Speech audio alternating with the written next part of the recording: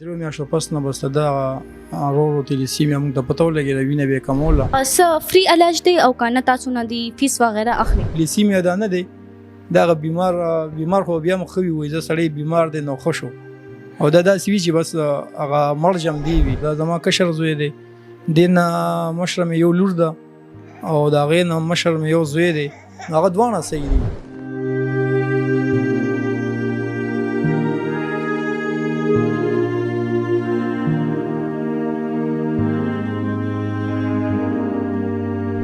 अस्सलाम वालेकुम, तासो ګورئ J91 نیوز او نن زه موجود یم یو بل تھیلیسیمیا سنټر کې. دلته یو پیشنټ راغلی دی، هغه ماشوم دی، د یو کال ماشوم دی، هغه تھیلیسیمیا مطلب شکار شوی دی او هغې پیرنټ چې دي که نه دلته موجود دي، هغې سره خبرې کوو، د هغې څه تاثرات دي او راځئ چې تپوس وکړو ورنه.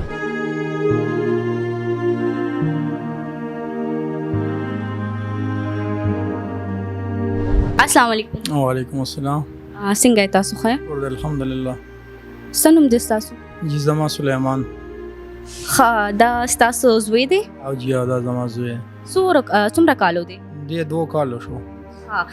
دا تاسو ته کله پته ولګېده چې دې ته دا بیماري ده؟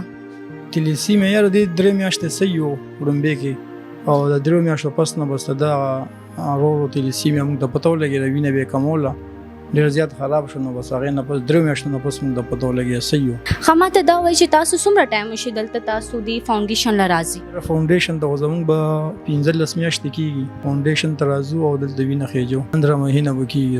څه فری علاج دی او که نه تاسو نه د فیس وغیره اخلي؟ نه جی نه فری دی، علاج فری دی. مخکې به مو د خېجوله بلډ به هغه شته هلته بل هسپټل کې او دوی راته وي محسن ویلفیر فاونډیشن ته لاړ شئ نو هلته فری خېجي که نه نو څخه دلته فری خېجي.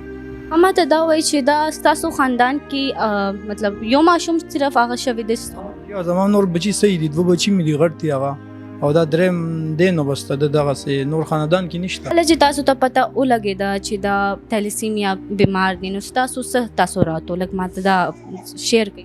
تاثرات بس یاره دې باندې مونږ نور داسې نه پوه شوي خو بس چې پته راته ولګېده ډاکټر ته مو بوتلو مقصود صاحب ته، ډاکټر طارق مقصود صاحب و نو هغه وی چې د تلیسیمیا د بلډ هم خېجوي دوی هم نو هغه ته مو استعمال مو کولو د دوی مو او بلډ به مو خېجولو نو اوس هم دا علاج جاري دی، هغه نه علاج هم کوو او بلډ ته دلته راولو. دا وایي چې څومره ټایم پس دا بلډ تاسو هغه چینج کوئ؟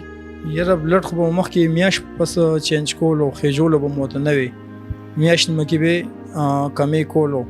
اوس دا 20 دن پس چینج کوو او یو ډریپ د 20 دن پس لګو. اسانه ملاو شي دا چې بلډ دی او که نه؟ او جی په اسانه باندې بس دلته چې راځو دلته بلډ پروت دي او دی راته خېجي. او تاسو خپه که نه؟ مطلب دومره ورکوټ ستاسو ماشوم دی او زوی هم دی، چې خلک وي که نه هغه خو مطلب زوی پسې هغه کوي که نه چې یو زوی دی او تاسو څه هغه دی؟ یاره جی خپه کېږي خو خلک په پردو ماشومان دوانې دا خو له خپل زوی وي که نه، هر یو انسان وایي چې زما کور کې به دا داسې وي چې هغه بیمار خو یو سیټ ده که او دا خبره د مړي نه مړي وي، بس داسې ماشوم د تلیسیمیا دا نه دی، دا هغه بیمار خو بیا مو ښه وي وایي زه سړی بیمار دی نو ښه شو او دا داسې وي چې بس هغه مړ جمدی وي، وینه به خېجې راولې وي، بس په وینه باندې د ده ژوندون دی، وینه به د خېجي نو جمدی وي او چې وینه پکې نه وي نو بس بیا مړ دی. الله دې نه کړي خو الله صحت روغ صحت ورکړي ورله، امین ثم امین.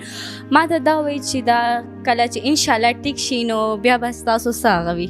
یاره انشاءالله بس الله دې وکړي چې ټیک شي، الله دې وکړي. هر یو انسان دا غواړي که نه چې زما زوی دی باري سړي باندې هم خلک خفه کېږي داسې بیمار باندې نو چې بس الله یې ښه کړي نو دا زموږ خوشحالي ده. دا ستاسو ټولو نه کشر دی؟ او جی دا زما کشر زوی دی، دې نه مشره مې یو لور ده او د هغې نه مشر مې یو زوی دی، هغه دواړه صحیح دي او بس دا 3 ماشوم چې راغو نو بس دی بیمار دی. الله دې ورله روغ صحت ورکړي، امین ثم امین. ستاسو ته هم الله پاک لږ حوصله ورکړي او ډېره مننه. مهرباني.